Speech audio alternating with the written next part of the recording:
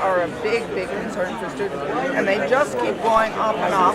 And Ontario, in fact, is one of the worst in terms of the level of support universities get in order to keep tuition very low. So that's something we really have to work on.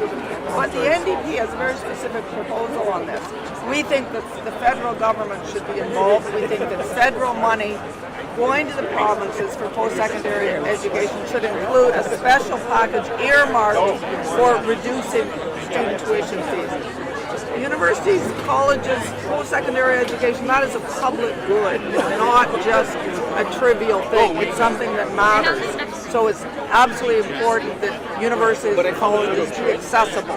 And they can't be accessible if fees are unaffordable. Oh yeah, you were a journalist for a long time. How do some of your skills as a journalist transfer to being a politician? Or how does that transfer for you from reporting on multiple sides of an issue to being an NDP politician? Okay, well, I've been a journalist for a long time, but I've been a kind of advocacy journalist. I'm not, I haven't, it's a long time ago since I was a reporter, just taking notes and reporting what other people said.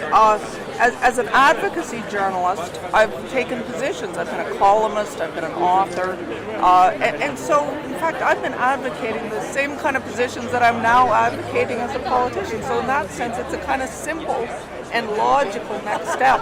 And it's kind of exciting because, for years I've been observing and criticizing and commenting and advocating from the sidelines. Now I get to actually jump in, engage with people directly, and hopefully go to Parliament and actually work on bringing about change in these areas that I care so deeply about.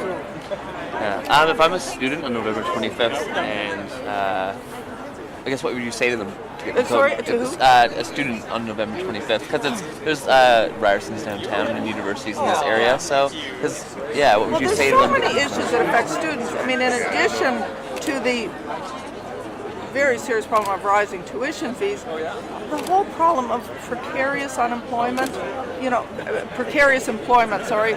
massive unemployment among youth, unpaid internships, far too low minimum wages, this whole area. Once students graduate, they're faced with this very depressing job market, very big difficulty in getting jobs.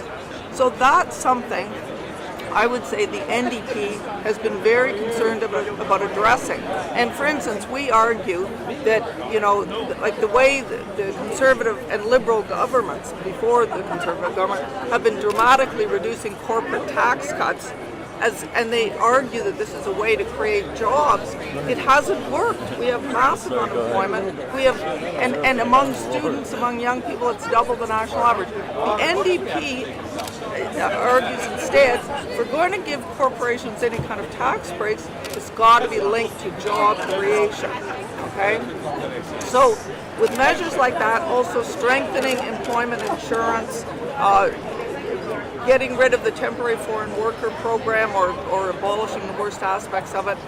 With these kind of measures, we're going to focus on creating jobs for young people.